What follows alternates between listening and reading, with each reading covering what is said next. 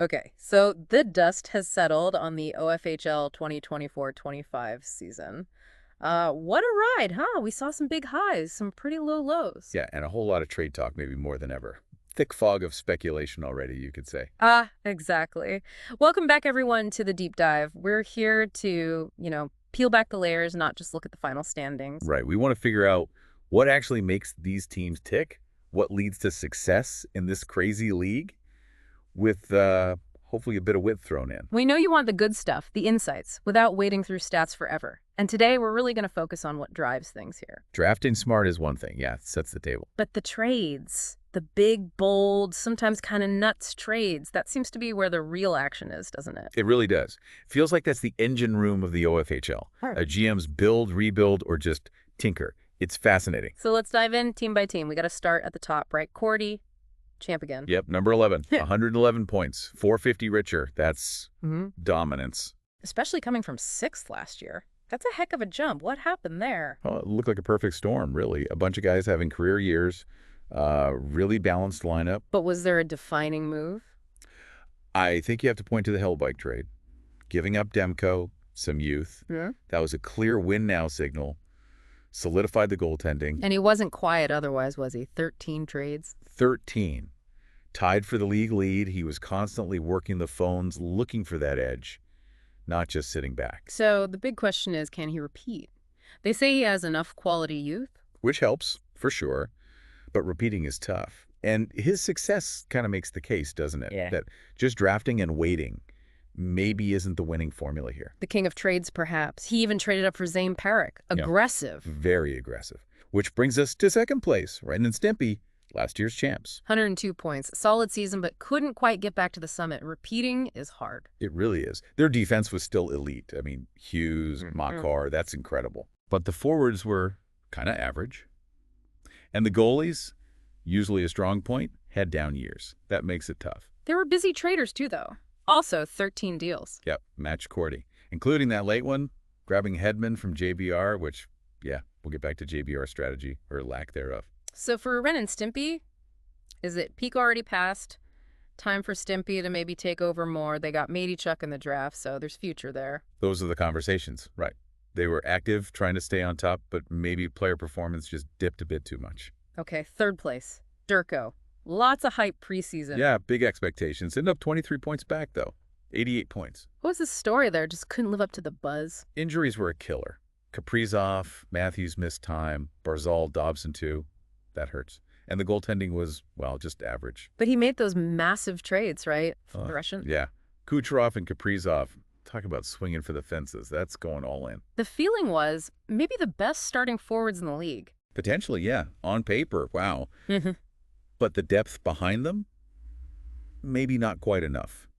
And the narrative is definitely that he traded his future away. No top 100 prospects left, so Yeah. immense pressure to win now. Exactly. It's a gamble. You trade the future, you absolutely need the present to pay off big time. All right, slipping into the final money spot. Fourth place, Fulte, 79 points.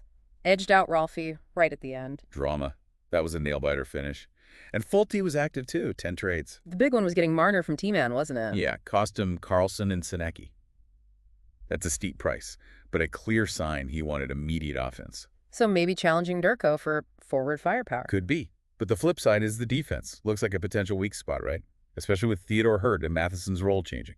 So can the offense carry a potentially leaky D and uncertain goaltending? That's the question. It's that classic balance. Feels like a retool, trying to win now without a full teardown. Snuggerud is a nice prospect for later, but the defense needs help now. Okay, just missing the money. Fifth place, Rolfie. Also 79 points. Tough tiebreaker loss. Ouch. Yeah, that stings. Seemed like they were right there, but losing Trukachuk and Josie late. Terrible timing. What's the vibe on Rolfie's team? Decent mix, you know. Veterans, some good young players, but maybe facing some UFA losses. And notably, only 4 trades. Much quieter on the trade front compared to the top teams. Yeah. And you got to wonder, right, was it just bad luck with injuries, or did they maybe need one more big piece? Did they have enough true horses to get over the top? Even with Cowan coming up. Cal looks good, but yeah, maybe needed more high-end talent now. Sometimes solid isn't quite enough when others are making blockbuster deals. Now we're entering Let's call it the Vinny table, that middle ground, Stifler in sixth. The Vinny table. Perfect description. Never quite contending, never truly bottoming out, just there. Finished in the money last year, now settling back. Only 4 trades, too. Yeah, seems a bit passive. Dustin Wolf is a key piece, though. And they have 2 firsts in 2025. That's interesting capital. So what's the play? Use those picks to push for it next year. Or is it time to really rebuild? Mollendijk is a decent D prospect, too. That's the crossroads they're at, isn't it? Leverage the assets for a run or cash in some current players and go full rebuild. Next season's trades will tell us a lot. 7th place, GNR, a.k.a. the Money Puckers, moved up a spot from 8th, but still kind of orbiting that Vinny table. Yeah, it feels like they need more goals, more consistent scoring from the forwards to really break out. But the future looks... Yeah. Okay, Catton and Leonard are exciting prospects. Very exciting. And that mention of Lacombe, a potential late-round find. Intriguing. But again, only 3 trades. Low activity. Still, the analysis says they have the core pieces, goalie, D, young forwards. Maybe they should go for it, with Ryan Leonard leading the way eventually. They have foundation. Maybe 1 or 2 aggressive moves for scoring could be the difference maker, Elevate them. Okay, now a team that slipped a bit, JBR in 8th, won the Durko Cup just 2 years ago. Yeah, that's a noticeable slide. And the analysis points a finger at the 24 draft, going heavy on vets who just didn't deliver. And the trades. How many? Get this. 1. Just 1 trade all season. 1 in this league. Wow. It's almost unbelievable. And the roster reflects it, maybe. Good forwards, sure, but weak defense, weak goaltending. Georgiev on the Sharks doesn't help. So the big kind of uncomfortable question is, are they just not willing to trade? Are they wasting McDavid's prime? That's harsh. It is harsh, but maybe fair. Having a talent like McDavid and not aggressively building around him, it's tough to watch, even with Yurov in the system. The lack of trading seems like a huge roadblock. 9th place, Team Morv. Looked okay early, then faded after New Year's. Yeah, seemed to run out of steam. Yeah. They tried to make deals, though, made 3 trades, late season moves for forward help. But the goaltending hurt them. Allmark injury, Saros down year. That definitely didn't help. But interestingly, they're called the most fun team to trade with, so they're willing to talk. But maybe not making the right trades. Questions about defense beyond Bootsium, and why hold on to Hamilton? Right. Buchim's a great prospect, but the current D seems like an issue. Being willing to trade is good, but maybe need more strategic focus. Keeping Hamilton without getting value back is puzzling. 10th place, T-Man. Now this guy was busy. 9 trades. Yeah, very active. Yeah. Even had that weird canceled trade saga. But they did improve a lot in the second half after a terrible start. What's the main issue holding them back? Defense. Almost 0 scoring from the blue line. The forwards are super young, though. And apparently he was Santa Claus in trades, giving away goodies. Seems like it. Looks like a classic rebuild strategy, right? Load up on picks, get young guys, be patient. Senecki is the big ope there. But it's a gamble, banking on all those young guys becoming stars after trading away known talent? Absolutely. Rebuilds take time, and there's no guarantee prospects hit. We'll have to wait and see on T-Man's patient approach. Okay, 11th place, Erdy. Drafted vets who didn't perform. Yeah, tough break when that happens. And again, very little trade activity, only 1 deal. Is this becoming a pattern in the bottom half? Lack of trades? It seems correlated, doesn't it? Erdy's performance was inconsistent. Sam Miskevich had a quiet, solid rookie year. That's a plus.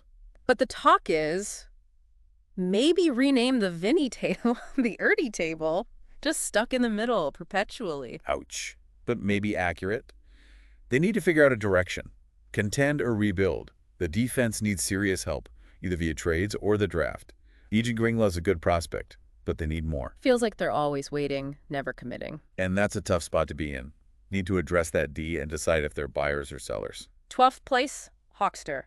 Deep into a rebuild, but showing signs of life. Yeah, definitely look better in the second half. And active. 9 trades. That's what you like to see in a rebuild. Building around Bedard and Demidov, that's a nice foundation. Fantastic foundation. Sandin Pellikka looks like a potential star on D, too. The feeling is they're getting close to maybe pushing some chips in. Interesting. And maybe even tanking for McKenna. That's some long-term thinking. Demidov is the top guy now. Right. Shows vision. The Kadri pickup was maybe a bit weird. And Crystal's future is a question mark. But rebuilds have bumps. So the key now is adding the right pieces around that young core, right? Transitioning from collecting assets to competing. Exactly. Smart, strategic additions to complement the youth. That's the next step. 13th place. Rough year for Easy. Started okay then. Splat. Yeah, really fell off. They made 7 trades, which is decent activity. Hudson and Protus were smart pickups. But the goaltending was bad. Real bad, apparently. And the forwards, described as uninspiring, needing a superstar or 3. That says it all. Yikes. So scoring is the massive issue, even with Lev Shunov looking good on D, respectively. Huge issue. Lev Shunov helps the future back end, but they desperately need goals. There's a real worry they could finish last next year if things don't change up front. Sounds like a major overhaul is still needed there. Pretty much. They need to find some offensive punch somehow. And finally, 14th place. Vinny. 3rd straight year, sub .20 winning percentage. That is a brutal stretch. He was active, though. 8 trades, mostly future-focused. But the results just aren't there yet. Lowest player points again. Yeah, 2nd year running, same pattern, couple early wins, then a long losing streak. Lindstrom's injury and move to college doesn't help. Dickinson's a good prospect, but... When does the rebuild actually start showing progress? That's the question, right? That's the million-dollar question. 3 years in the bottom, too. But they do have prospects. Maybe some lottery luck finally goes his way. You hope so. At some point, those future pieces need to start delivering on the ice, get them out of the basement. Exactly. Patience is key, but results need to start showing eventually. So wrapping this all up, what a season. And the big takeaway really feels like, yeah, drafting matters. It lays the groundwork, absolutely. But in the OFHL, being willing to make those big, sometimes scary trades, that seems to be the difference maker, for good or ill. Definitely. It injects so much dynamism. Teams that were bold, that took risks in the trade market, they were the ones making the biggest waves. It really shows you can't just stand pat. And honestly, it makes the league way more fun, doesn't it? Those blockbuster deals. Oh, absolutely. It keeps everyone on their toes, keeps things exciting. Which leads to our final thought for everyone listening. Looking at all this, the trades, the different strategies, what kind of GM would you be in this league? Yeah, would you be the fearless trader, always looking for the next big deal? Or more of a patient drafter, building slowly? It's fun to think about, right? Seeing all these different approaches and how they play out. The chaos is kind of the point. Thanks for diving deep with us today.